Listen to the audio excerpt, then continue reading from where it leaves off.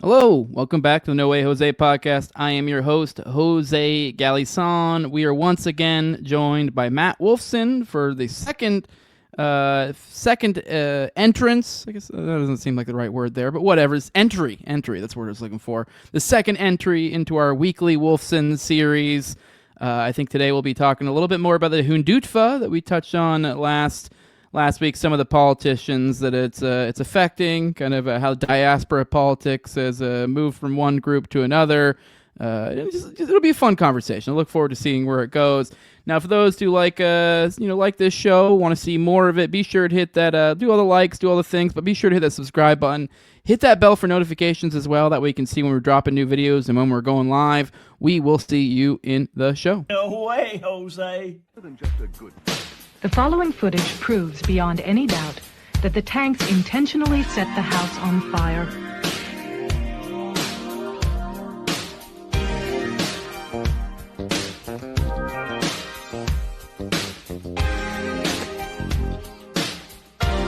It proves that the Branch Davidians were murdered.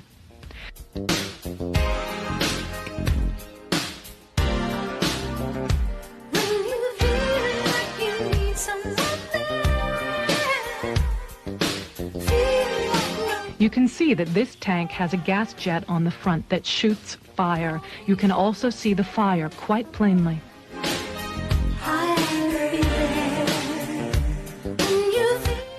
The tank goes into the house twice, and each time as it backs out, the fire at the gas jet is plainly visible.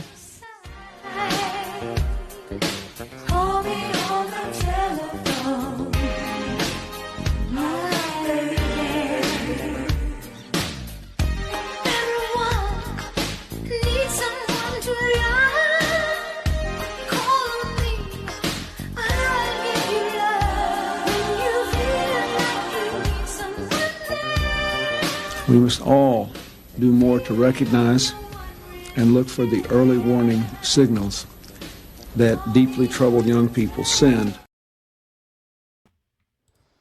Hello, Matt. Welcome back to the show. Pleasure to have you again in our new series. We'll see how long we can keep this going. Look forward to talking again. We touched a little bit on probably what's going to be the main focus of today, the Hindutva, the Hindu. I don't know, the Hindu, what's the word, diaspora politics has come into play in the United States, which kind of generally just means Indian people, let's be real, if we're talking over here. Because I think you touched even a little bit in the article about, like, it's kind of, they do the same thing that Judaism has sort of done and makes it more of an amorphous concept as opposed to a very specific one. So maybe we can get to that. I'd be interested in that. That'd be an interesting topic to touch into. So would I. Yeah. So, but with that, I guess you started off this episode, this piece that you have. It's called The Imitation Game. I'll bring it up here in a second for those to take a look at it. The Imitation Game with Zionist help, Hindutva ideology rises in America. You have this over at the Libertarian Institute. I believe it just published either, I think, yesterday or today, actually. So we have that to kind of, as a focal point of conversation today. But I think I found it particularly interesting, the entrance point of this article. You jumped it right into the waters with Laura Loomer, kind of using her as a, kind of a touchstone, I guess you could say, for this whole ordeal. I think it kind of, because she's known for being, I don't know, kind of brash, kind of, an ethnic supremacist in the most overt sort of ways. And so that has rubbed off on the Hindu people from time to time, but it looks like she's been dragged to the table to kind of develop a new tact there. So I think that kind of make an interesting microcosm for this larger phenomenon that's occurring. So wherever you want to enter in here, Matt, but I thought that was kind of an ingenious spot to enter into it. I mean, I try not to go too much into Laura Loomer content because it's crazy how outsized her reach sort of is, while also being like of zero substance whatsoever, basically at all times. I mean, I've never really found anything substantive in anything Laura Loomer related, but for some reason she does, among some people, is lauded as some sort of something of journalistic something or other. So. But anyways, I know, I guess I'm getting a little bit offshore. I try not to focus too much on her. She's a little bit of a parody of her position, but I mean, given today's climate, I mean, the parody to some degree is almost the reality. Well, and I mean, look, like I think that's actually a really good point. I mean, Trump is often a parody of himself, and so is Loomer. And yet Loomer is probably the most influential single journalist with Trump in America. I mean, she's gotten National Security Council staffers fired because she says that they're being disloyal to him. I mean, as much as he trusts anybody, he seems to trust her quite a bit. So I don't know what to make of the parody to reality thing, but I think people who express themselves in kind of parodying or parodic ways and get a lot of publicity off of that are often dead serious in what they're doing. Trump is one of them. I think she's another. I actually really appreciate you starting with her because it was a very conscious choice to start the piece with her. And the reason it was a conscious choice, I mean, normally I don't actually think about how I start pieces. I just write them. I mean, the opening is always often very obvious, but here it was a little tougher because Hindu elite, the infiltrations of Hindu elites who have a supremacist ideology, just as the infiltrations of Jewish elites who have a supremacist ideology started 30, 40 years ago, is a difficult thing to grab hold of. You know what I say in the piece? A lot of what they're doing seems either benign, like let's all make a state holiday out of Diwali, which is a Hindu festival, or let's take time to look at the Hindu roots of yoga. Or it seems very, very sort of far-flung, like what's India's policy towards Pakistan and Bangladesh, which are majority Muslim, and how should that factor into Washington's consensus? And should Narendra Modi, who's the Hindu supremacist Hindutva prime minister, do more to protect Muslims? Well, what does this have to do with most people's daily lives? And so I think on some level, I was thinking how to start this in a way that roots this in something people recognize. Well, Zionism. People know Zionism now. And how to root this in someone who is one of the more recognizable faces of Zionism, and that's Laura Loomer. I mean, I say it in the article, she's notorious. And the scene I set up is Laura Loomer, who in 2024 on an America First line criticized HB1.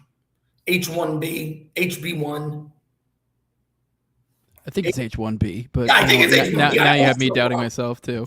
No, I always go wrong. The H1B visa thing, whatever it is, she made a big name for herself opposing those, and they're disproportionately given to people from India, most Indian immigrants are Hindus, and she made a big name for herself opposing that.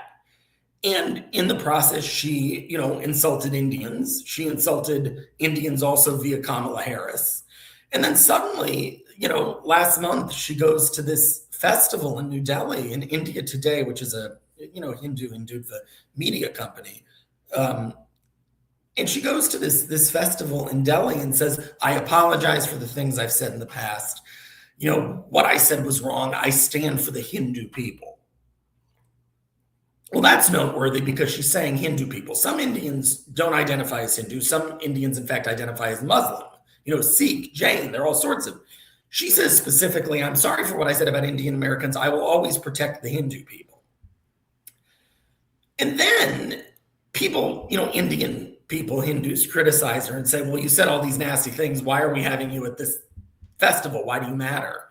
And she gets backup from a guy named Rajiv Malhotra. And Malhotra says, look, I've talked to her for the last 60 days. I brought her along. I know she's changed. Don't listen to these fools who do false dichotomies and hatred and say otherwise.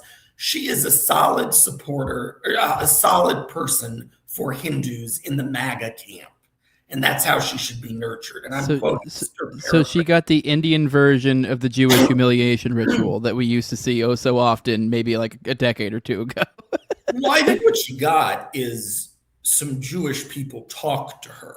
Some Jewish Zionists. Well, you know what I mean, though. Especially 10 years, it'd be every now and then some, I don't even know, some specific celebrity would say something, and then there'd be, oh, he wanted to talk to some rabbis, and the rabbi's like, oh, I've talked to him, he's apologized, I know his heart, and like, this is how you used to recoup your reputation in the aftermath of something like that. Obviously, Loomer didn't have a specific event here. This seems more contrived to prepare the way for what comes next, but it does sound funny that like that's almost the proto version of what we will probably see going forward.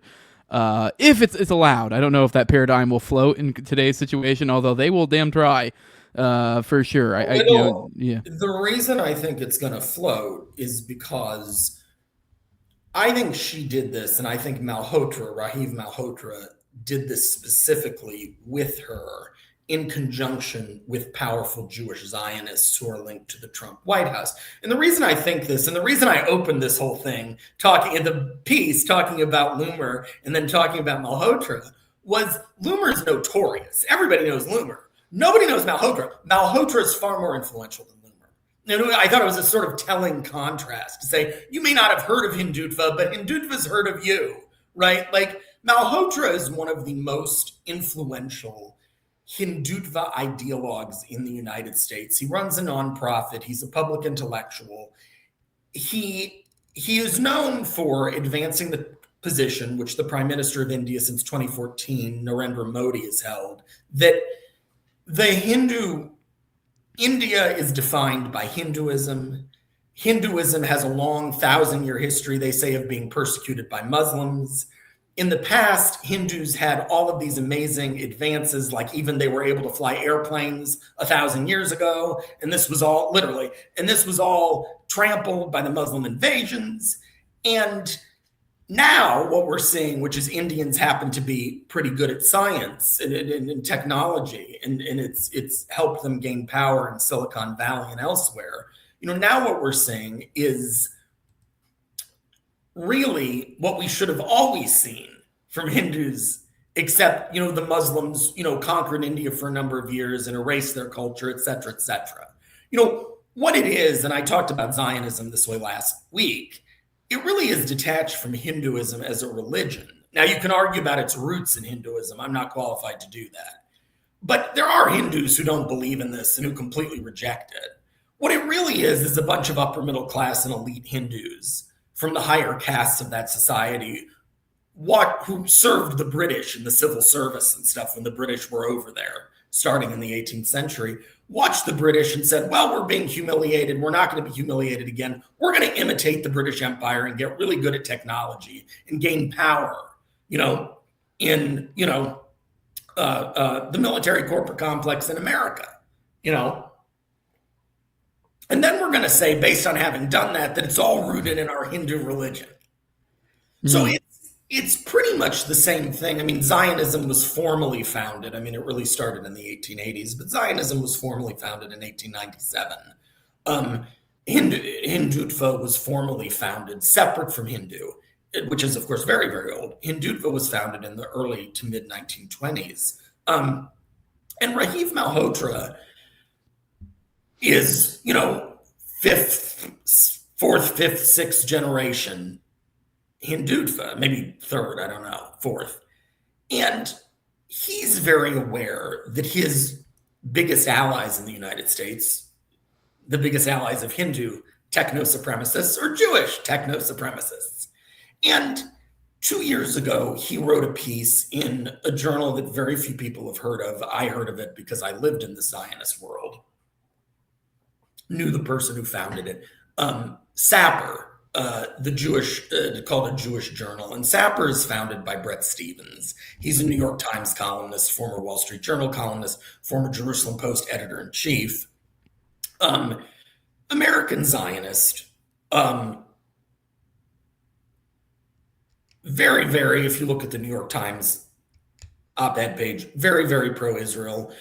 In 2020, he made an argument about the secrets of Jewish genius, basically saying that Jewish Zionist success in America's, corporations and defense complex and universities and everything that's an outgrowth of Washington, D.C. was possibly because of better genetics. I mean, very much fits this supremacist model. So Malhotra writes this piece in 2024 called A Hindu-Jewish Partnership, saying that both groups have made much of what he calls the American dream.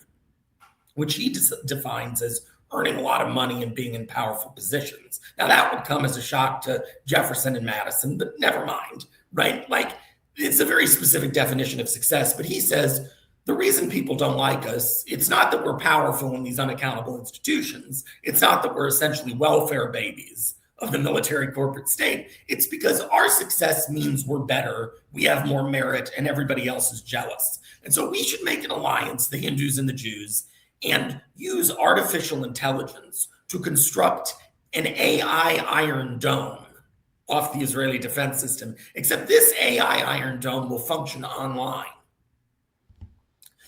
And it will track down, using AI, anti-Semitic or anti-Hindu-phobic comments.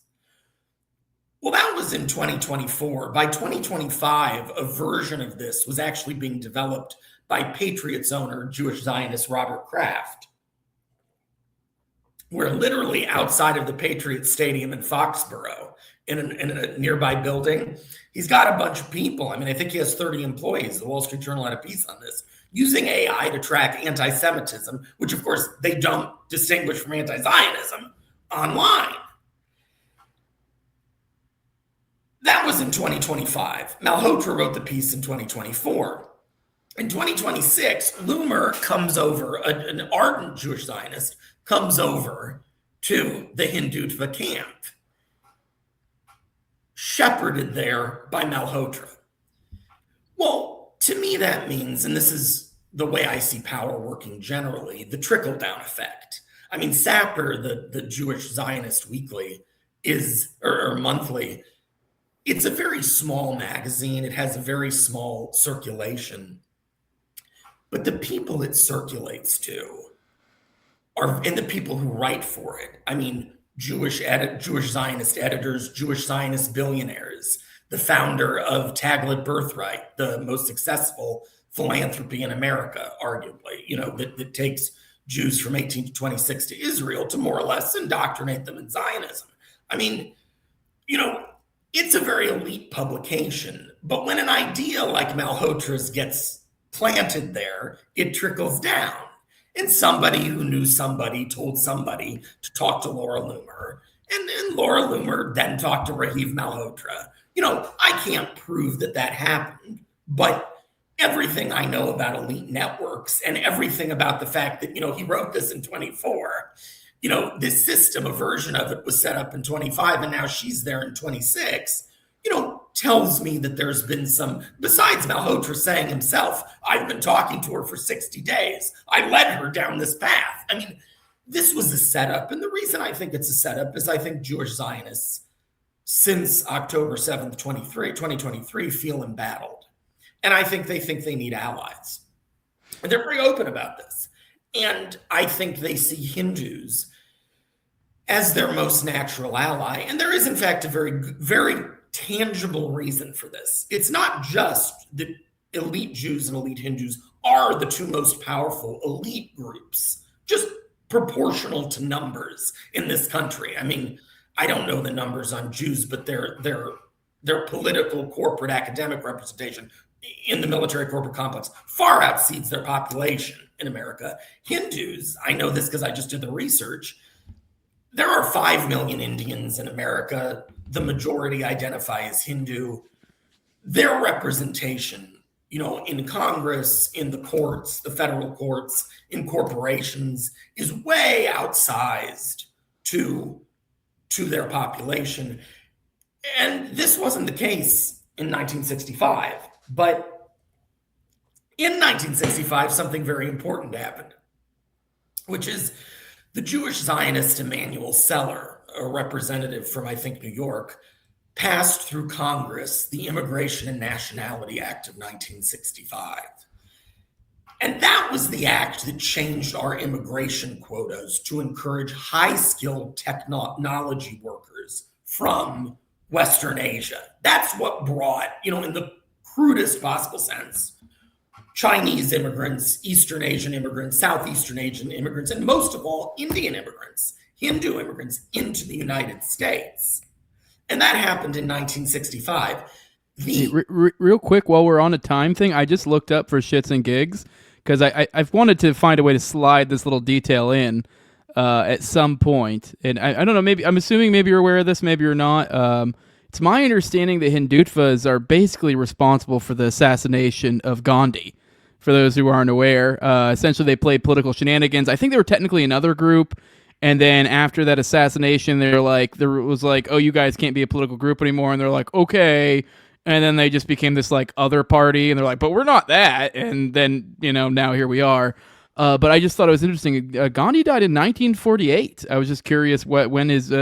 So if we're talking time, lining things up, maybe. Obviously, it's completely just like picked out of thin air, so these things aren't necessarily connected. But it's hard for me to notice that's like a couple of years after the forming of Israel. I mean, I don't know. I mean, probably completely separate events, but I think at least worthwhile noting that they happened within a similar proximity. So I don't know. I think what's interesting, I don't know about that, and I don't know about the links to Gandhi. I mean, I actually don't know enough about Gandhi. It's something I'm interested in researching as I go more deeply into this for a lot of reasons, actually. But I don't know about the link. I'm going to put that in my head because I actually want to look that up. I mean, it could be nothing, but I find it interesting because Gandhi was preaching a message of like pluralism and like, whereas Hindutva is very much not that. It's ethnic supremacy. So it's kind of like a lot of people didn't like Gandhi for that. So it kind of cleared the way. Hindutva's more complicated than that, like Zionism. And I'm saying this for a purpose. I ran into this with my piece a lot. One of the reasons I think Zionism and Hindutva have been so successful is they hide behind pluralism.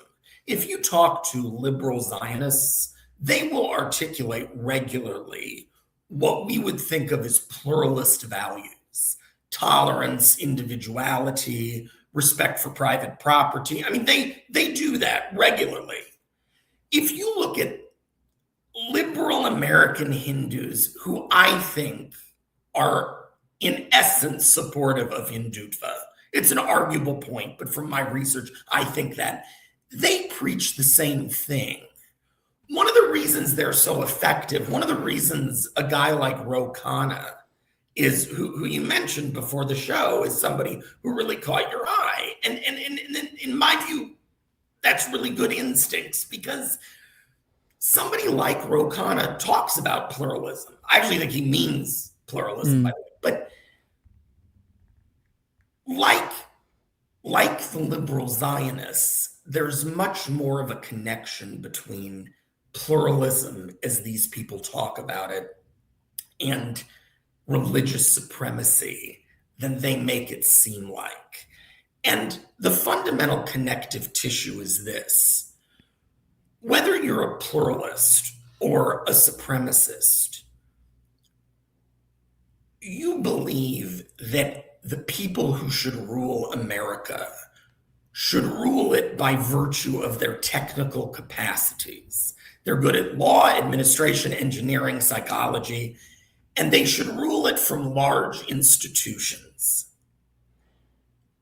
Madison didn't think this. Jefferson didn't think this. Thomas Massey doesn't think this, right? Certain leftists actually don't think this. They have a whole other idea of how to run America, but they're much more populist. All of these people don't want power with the people. They want it with the experts. And the function of that is it rewards small groups with narrow expertise. Not very wise people, not in my experience, very smart people. They just have narrow expertise that's rewarded by the Pentagon. They can work and build a laser. They can come up with an economic theory. They can't run their own business. They don't have any of what is traditionally in America thought of as successful values, which is self-sufficiency. They're institutionalists. They have narrow skills. And what you see is a lot of the first or second generation of Hindus weren't going on about Hindutva.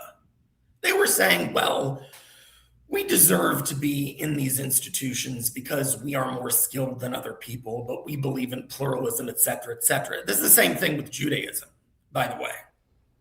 But in the 90s for Jews, and in the 2010s for Hindus, we've seen this change to where those members of the group saying, actually, it's not just that we deserve it, and it's not just that we think society should be pluralistic, but our group is better. Our religious group is better because we're here.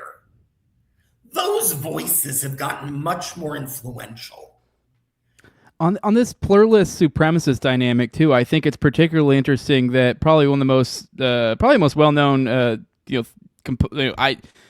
paradigms, I guess, about Hindu that most people may know is the caste system, and that plays out in this paradigm as well. We have, as you point out, they have this circular kind of tautology that's like, well, we're the big, great, smart ones, but funny enough, those are typically the highest caste members of Hindu. But then, so that they kind of have their cake and eat it too in this pluralism supremacy game, and they cart over all these H-1B people, or maybe not even necessarily H-1Bs. They may find different ways to get them over, and now they essentially create their own. I guess it's technically probably illegal, but it's like these are a group of people who have become accustomed to being trampled upon by their so-called betters, who I'm sure in their own conception probably even see that in oh well, we're this caste because we're better.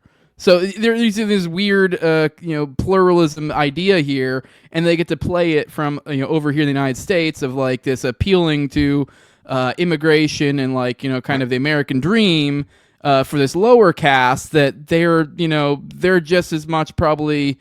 I mean, they are known for being openly discriminatory against them. So it's like, I mean, it's just kind of this weird having your cake and eat it too type dynamic, and it's kind of playing it. And it's funny too because I'm kind of, I guess, in a sense, I guess you could say, maybe if you want to call me open borders, I'm an anarchist. I don't agree with, but I also don't necessarily like this weird, tapping into the institutions and finding ways to hijack routes and manipulate things in order to bring over like a slave class over. Like that's a different thing, and I feel like there's obviously some institutional shenanigans at play. It's not as simple as just the free market is as doing its work.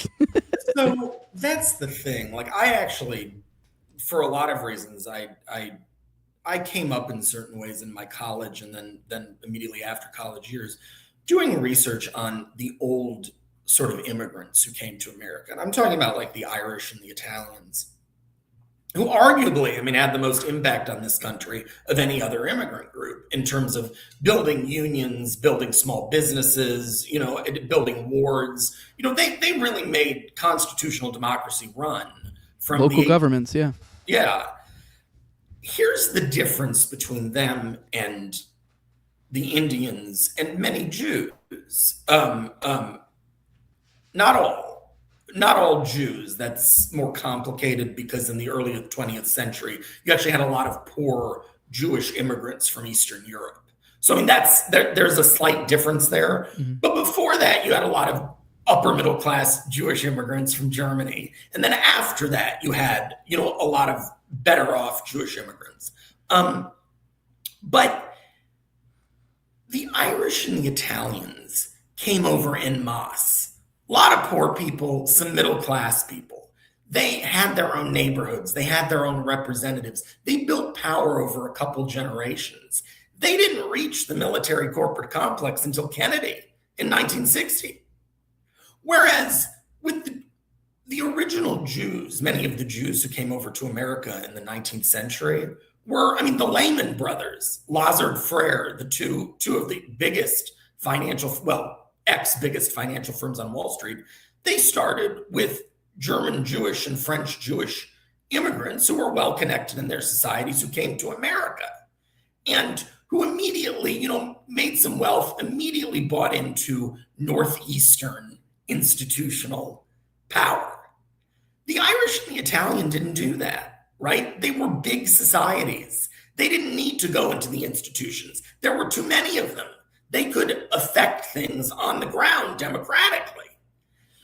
The Jews didn't think they could do that for the most part, with some exceptions, and neither did the Indians. The Indians were majority upper middle class. They came directly to the institutions. They don't have experience with American democracy. Most of them were in the upper castes, as you talk about. And so you're getting groups of people who don't actually have a lot of experience with state legislatures and running for your local town council or anything that's historically made American democracy run. They have a lot of experience coming over directly. So in going directly into the military corporate complex or buying into it after a generation. So to me, you're dead right when you talk about, I actually am not a closed borders person either. But I think it really matters the type of immigration we have. And since 1965, and then in 1990, which built on the 1965 legislation with H-1B visas, it started in 1990, those two pieces of legislation has skewed immigration to be an upper class phenomenon in some ways, not in every way, but in some ways. And those people who come over from these essentially hierarchical societies like India, I mean, in 1950 and 1960 and 1970 now, yes, India is a democracy, but it's a hierarchical society historically, and a lot of that is there. These people get to come over, just as you say, and then say, well, hey, look, we believe in everybody based on their own merit. Why are you being so nativist? Well, you don't believe in everybody based on their own merit. You got to America based on a hell of a lot of advantages most people don't have. I mean, you came up in an upper middle class family in an unjust system, and you used that education to come to America. A lot of Americans don't have that. So you're right. By using pluralism and specifically making it a matter of race, they're evading the fundamental issue, which is class and power in institutions and how that gives certain groups advantages. Okay, one thing I really wanted to hone in on, you mentioned Khanna, so I guess kind of the concept of controlled ops, although I think maybe classifying him as the controlled op may not be fair here, because I don't know, maybe I'm too trusting of him, but he's been doing a lot of good stuff.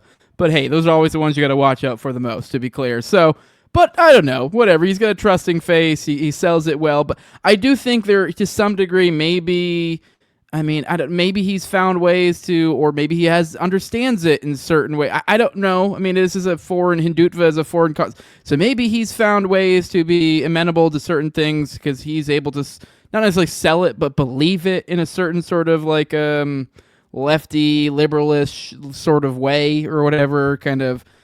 I don't know. But so I find it interesting, the political infiltration here. But there's another character that I guess I would say probably does fit a little bit more to controlled op. I know a lot of people still want to try to give her outs, but Tulsi Gabbard, I thought she'd be an interesting. So kind of, I guess let's touch a little bit on I know I think they were kind of like from the jump, like early in her political career. She's kind of I don't know, maybe I'm looking at it wrong, but from my impression, almost like this is like the engine behind the person to some degree, from my understanding. Maybe I'm overselling it because I don't know enough of the specifics, but I know it's been a force for a while. I think even from the early days of politics. So what kind of a force is this Hindutva playing into specifically, somebody like a Tulsi Gabbard, who's kind of been at best a sitting duck in this administration, if you want to sell it in the nicest possible way. If you're somebody who still wants to trust the plan on a Tulsi Gabbard. So actually, and I talk about it in the piece and I group them together, Tulsi Gabbard and Khanna are pretty much, they basically have, I still happen to like her, call that completely naive on my part. I just have always liked her. And I'm just sorry she's in this situation, but that could be completely naive. And I'm probably a little less trusting of him, but I don't know anything. The only reason I say that is to lay out my own biases for people listening. I mean, just so you know that, you can judge what I say accordingly. Both of them started out as progressive anti-war Democrats. And Gabbard started out in 2012, I think, on the national stage, and Khanna in 2016. And pretty quickly after that, it wasn't when they ran, but it was after that, they got scooped up by a guy who I write about extensively in this piece named Bharat Barai. And Bharat Barai is a physician. He's a very well-credentialed guy. and an immigrant from India. I think he's in his 70s. And he's sort of this freelance operator par excellence in the Hindutva community. He's very close to Narendra Modi, the prime minister. He started arranging events for Modi before Modi was even prime minister in the 2000s, back when he was minister of Gujarat and was doing nasty things or allowing nasty things to be done to Muslims, to the Muslim minority there in many allegations.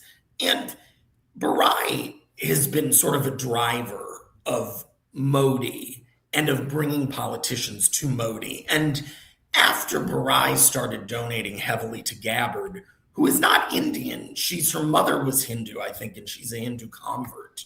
And then to Khanna, who is Indian and Hindu. After he started donating to them, both of them sort of went in the direction of Modi and stopped criticizing Hindutva. And in the case of Gabbard, I mean, to me, it shows how easily people can be captured, because if you look at her foreign policy, I mean, she wants a more ameliorist, a more careful approach to the Muslim world, but she's adopted this position of people saying that Muslims are discriminating against Hindus, where in India, it's often the opposite. Muslims are right now under Modi's government the past years being discriminated against. Khanna has done the same sort of thing where he condemned Hindutva, and now he's sort of shifted his stance. And I don't know about Gabbard because she doesn't fit. She isn't Indian. She's not an immigrant. She's from Hawaii. I don't know what's going on with her. I have a better idea of Khanna. And what I think is going on with Khanna is a lot like what you see, sort of like a Bernie Sanders type. Bernie Sanders doesn't like Israel. Bernie Sanders was born in 1941, before Israel existed. Bernie Sanders went on his honeymoon to the Soviet Union when it was still the Soviet Union. Bernie Sanders, I mean, communist Jews do not like Israel. Socialist Jews, some of them have problems with Israel. But Israel has become, for the majority of Jews, a guarantor, and more to the point of Jewish elites in the upper middle classes, the people who donate to campaigns. It's become the guarantor of protection for a small minority of which Bernie Sanders is a part. And I don't think he thinks for self-interested reasons, and maybe because he thinks his minority is at risk, I don't think he thinks he can actively go against Israel. And I think Khanna's in the same position. I mean, I don't know what behind the scenes conversations are like, but I mean, you can watch Jews who are uncomfortable with Israel right now in public. I mean, you can watch an interview between Peter Beinart and Jon Stewart. I mean, it's a public interview. Look at J Street. You've been paying attention to J Street lately? Yeah, no, J Street is awful. Well, I mean, so far as like their support for Israel is like, It's like it's dissipating to a ridiculous degree. And from my understanding, what J Street's some sort of publication that's like known for being a pretty stalwart, Israel supporting organization over in the States. Essentially, J Street, exactly what you guys are probably thinking, Jews. So that's kind of what it's known for. And I can't remember some of the things. There's been multiple things out there about their positions recently that have kind of. They're in a very weird position of what their support for Israel constitute these days. It's very much becoming more and more flimsy, and so it's becoming not something people can in respectable society support, especially if you're in any way, shape, or form associated with the left. You can kind of get away with it the right, but is the left? That's a losing issue right off the jump on the left, and it's becoming that on the right as well. I think, I mean, I think this is going off in a different direction, but it's part of why I'm suspicious of Ro Khanna, actually. I mean, this is kind of a nice segue. I think what liberal Zionists, and I've thought this for 6 months since I read a particular piece in the New York Times by a Zionist, a liberal Zionist named Omer Bartov, who's an academic, admitting that Israel committed genocide, and then saying, how do we rebuild from this? How do we make Israel better? I think the liberal Zionists are going to try to get rid of Netanyahu and then essentially blame it all on him. Yep. And bring the left, not the far left or not the left, but progressives, who are sort of left, but they're sort of less concerned about the military corporate complex and more concerned about pronouns. They're going to bring the progressives or try to more back towards Zionism. I mean, I think I consider J Street a pretty savvy operator trying to do that, no matter what feints it makes. I think somebody like Ro Khanna sort of functions in a similar way. Yes, Modi is too far, but I owe loyalty to the Hindu community and to the Indian community, and we'll get somebody new in. I mean, I don't think, for whatever reason, whether because of the funding power or simply because they feel threatened as a minority, I don't think elite Jewish or Hindu operators have it in them to break with publicly and decisively with Zionism or Hindutva ideology. I just don't think they do. And I think that to the extent Ro Khanna says he does or will, and I think he's going to play both sides of the issue. Whereas I think Tulsi Gabbard, I basically think her political career is done. Yep. One thing I guess that you kind of set me up perfectly for, I think, one of the last little, it's kind of almost a double-sided question. I think it's the first part's not really a question. Yeah. As I was reading your piece, I did find it particularly interesting. You toward the end of the piece, you went into kind of the scant coverage of this phenomenon. As of late, this is only like a new thing people have started covering politically. And yes. I do gotta say, I used to be more in the comedic realm, I guess. I was Tower Gang had an offensive comedy podcast, and I will say I just thought it was funny. You mentioned that, I was thinking, I was like, yeah, but the comedy realm was actually way ahead of this. And I've kind of felt this. Maybe I'm just a crass human being, and I just kind of maybe I'm off kilter of where the normal people are at. But I have noticed, especially in the past year or so, more of an impression of sensitivity for, say, certain things Hindu-wise, of say words like jeet or whatever, which from the comedy realm, that's just thrown around like whatever. It's the so far as racist comedy goes, the Indians have been the focus of this for a while. Hell, I mean, even if you're someone who likes slop comedy, if you like God, what's the Sheldon guy? The whole sciencey crap. Big Bang Theory. Big Bang Theory. They make fun of Indians dang near every episode in that, and and now they're trying to. It seems like I'm getting this impression, trying to as you're getting this progressive vibe, but I guess kind of maybe what I'm driving a little bit is just the comedy was ahead of this, and it's almost like the people, instinctively are almost find the jokes.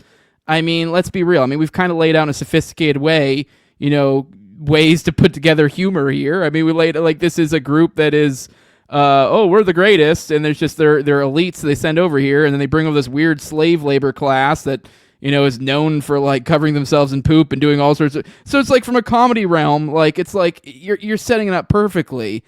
But I think that this also leads into, I mean, maybe there's just something that's being touched on a vein where the people just feel it, and what through just little subtle comedy maybe push back, because you are kind of pointing out the same thing that's happened. They're literally imitating the Zionist experiment, and we've kind of even laid out within this episode how unpopular this is becoming. And so I don't know if I feel like you talked about this in this piece, but I don't know, maybe this is something. I watched your episode with Scott Horton, maybe you talked about it there a little bit, but for some reason I thought that I at least felt a vein of this, at least I was impressed upon by the article. I don't remember if you explicitly said it, this idea of is this going to work? Because I think they have kind of, this paradigm, they've completely, dirtied it to such a level. The people are a different monster these days. When we get this campaign of you can't say jeet, that's not cool, people are gonna be like, what? Are you really trying to tell me that's the hard R? Really? Like, I don't even understand, like, the cultural significance, if it even has any. Like, I get it's supposedly a slur, but I think for most white people, it's just a funny word. I have no idea the origins. So I guess what I'm getting at is, like, maybe, I think there's something interesting there. I don't know what exactly I'm driving at, that they're almost like the comedy realm had already felt this out beforehand.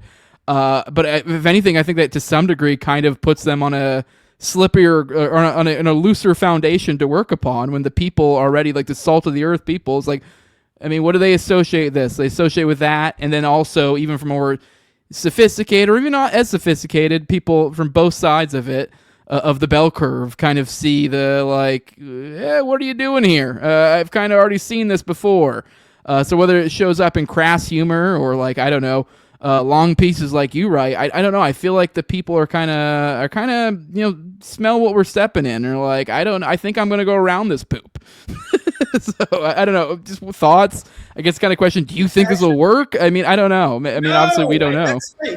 That's really interesting. I mean, you always send me to new places that I don't expect, and like I think I have two responses. One of them is like, I'm drawing back to a political theory course on classical political theory I took in 2010 in college, but this is true. Comedy can say things. I mean, one of the reasons the ancient Greeks had comedy was that you can say things in a fictional performance or in an ironic way or in a way to make people laugh that are true, that are not so threatening to the authorities or to society as if you said it outright. Indian people are really, really smart and powerful. Sounds one way in self-deprecating comedy, and another way if you say it outright. Producers may not like that. Hollywood studios being invested in by Hindutva or people linked to Hindutva might not like that. So I think comedy was there first, in part because in many ways it's there at first on a lot of things. You can make threatening comments that can threaten power in non-threatening ways. That's sort of the theoretical, I guess, response. The other response, and I'm a little hesitant about saying this. I want to be careful just because I feel like it gets into generalizations. And I mean, I could cite a bunch of things, but it's all a bunch of like cultural studies. Look at this sitcom, look at this sitcom, look at this CEO who produced the sitcom. So I'm going to say it carefully, but one method that I think Jewish Zionists have used, that I think maybe some Hindutvas have used in the entertainment industry. I mean, since the 90s, many of the people in control in Hollywood have been Zionists. Before that, many of them were Jewish. I mean, that's well known, that's documented, mainstream publications. But by the 90s, most of them were Zionists.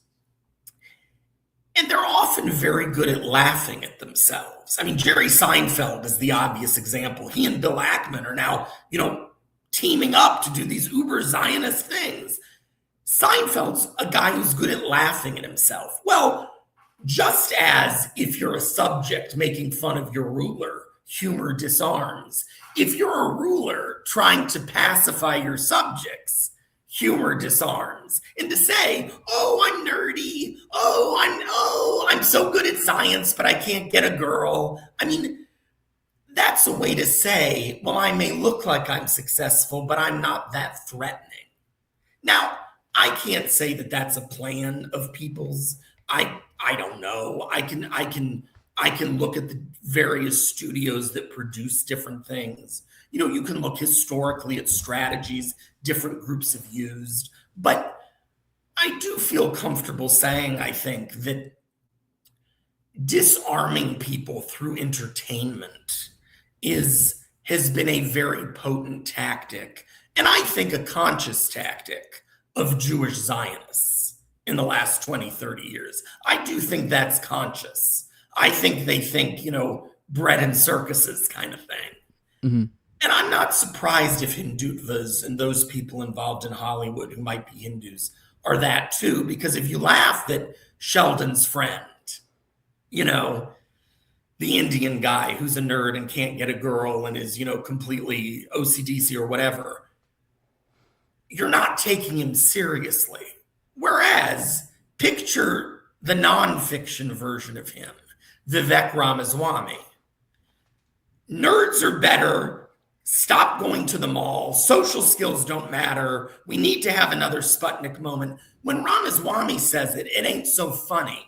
Because he's basically saying, you're worse than me. Be more like me. I deserve to rule you. Mm-hmm. It's a hell of a lot more funny when you see it in the Big Bang Theory. And that's, not to sort of keep circling around the same point, but what worries me about Ro Khanna, who I do think has behaved fantastically this year with Tom Massey. But what worries me about Ro Khanna is the same thing that worries me more vehemently about J.D. Vance. They are going to make things seem normal and either pluralist or American or populist, and they're going to be doing it on behalf of backers who just want to keep power. And when Vivek goes and yells at people, it's an easy thing to combat because he's literally saying, I'm better than you. When somebody like Ro Khanna does it, or somebody like Jerry Seinfeld, they do it talking about pluralism. They do it talking about humor. But all of the people who've made their careers, whatever they do or don't think, Vance, he does it talking about populism. Pawpaw and Mama. Seriously. But all of the people who made their careers depend on Jewish Zionist and Hindutva networks and the military corporate complex for support. And so my concern is that we're going to get fooled, long story short. Yeah, I guess I'm a little concerned. You mentioned that the Jewish folks we're pretty good at narrative magic. They're good at telling stories, and I think that's suited them. I will say, in like a more real world infrastructure sense, like we've talked about with the caste systems, I feel like the Jewish people may actually almost, if there was like a big mwahaha type character kind of looking this from a big picture, like the Jewish guy would probably almost be jealous of the start that the Hindus are getting, and that they have this like caste system. They're just kind of following the blueprint of the Jewish. But I think between the way that the Jewish people just besmirch this whole apparatus of control, I think it may leave a sour taste in people's mouth, and I just don't know if the Indians are going to have the same affinity for narrative magic that the Jews will. I think that is really smart. I think I couldn't put it better myself. I don't think they will. Jewish Yiddish a lot of the like comedic stuff. This is just to give support to your point, just a fact. Mm-hmm. A lot of Jewish comedy that Jewish Zionists adopted came from Yiddish, Eastern European traveling troops of performers. And then they brought it to America and they did the Borscht Belt and the Catskills. And then, the producers with Zero Mostel in Fiddler on the Roof. A lot of these guys weren't Zionists. They were, performers. But their techniques were adopted by a lot of the moguls in Hollywood who became Zionists, and then latter-day inheritors like Steven Spielberg and Harvey Weinstein. And there's a whole tradition of Yiddish theater and of adopting to Western norms and mores and poking fun. I could start listing, the comedians, the musicians. The Hindus don't have that. The Hindutvas don't have that to draw on the way the Zionists do. And so I think you're really shrewd to say that. I don't think they have the narrative magic. And I think given that Jews are seeing them as their successors, willingly or unwillingly, I think it's very interesting to note that they lack that skill probably. Yeah, they just, and I know they have Bollywood and stuff, but I don't know. At least for me, nothing about Bollywood's ever appealed to me. It seems to be a cultural divide there. Like I'm sure they're good at whatever that is, but that's not a thing that it's like appeals to most Westerners. So I think to that idea of like storytelling. Yeah, I don't know, maybe they'll figure it out as time goes. But either way, this has been a really great conversation. I always appreciate these. I look forward to it. Sounds like we're going to be ready to go down a rabbit hole of Hindu stuff for maybe the next couple episodes. So I look forward to that. But I'd love to. But Matt, let people know where they can find you at, and we'll see you again hopefully next week on another Weekly Wolfson on Wednesdays for the patrons. For the poors, you'll catch it on the weekend. I'll drop it then. But I look forward to doing this again. System. Yeah, I have a caste system. We keep the untouchables. We make them wait. So, but the non-poors, they're really great. They're the elites of the society. We're better than everyone. So, go to patreon.com/nowayjose2020, guys. But Matt, where can people find you at? You can see it's at oppo__research on Twitter, and you can see me online at oppo-research.com. That's where all my work is. Oh yeah, I meant to plug that, but I totally slipped my mind. Yeah, definitely go check out that website. I've checked it out before. It's nicely organized, kind of every little appearance, every article. So go check it out. It's a place to go because you're all over the place in different. I mean, you write for the Institute a lot, but you write for all different publications. So I'd highly recommend people go check out your website to figure out when new stuff's dropping with you. But for those who want to support what I'm doing, leave a like, share, subscribe, comment, leave a 5-star review on iTunes or Spotify. You can find the show on YouTube, Rumble, all the major audio podcatchers, Twitter as well. That's at Tower Gang Jose on Twitter. Everywhere else, that's the No Way Jose podcast. Just search No Way Jose. It should pop right up. And for those who want to support the show the best way you can do that with money over at patreon.com/NoWayJose2020. The lowest level is $2. You give you access to a whole host of perks. I try to do about 1 to 2 these paywalled episodes per week. This is one of them right now. And also give you guys access. I try to keep 3 to 4 behind the paywall at a given time. Give you guys access to ad-free RSS feed, give you access to Telegram, give you access to pre-show, post-show, and video calls. And me and Austin's weekly live call-in show, Already Dead, which is on Tuesdays at 9:30 p.m. Eastern. I also give a big shout-out to the highest level of my Patreon. And those are my sponsors, and it's a big thank you for their support. My previous ghosts and Tower Gang, Atler Toad, also at Brigade D's, at COVRCK, at _Vizil, Tim Tuttle, at John Cleeble, big fan of the show, Tormay, at Wayne Taggart, One Car for Kids, No Free Lunch, Jack, Mark Vestibule, and Jacob Wintergrad at the Biblical Anarchy Podcast. If you guys like what you see here, I do typically around Monday through Friday, give or take around 11 a.m. Eastern. I try to put out a morning show, so come hang out, pop in the chat.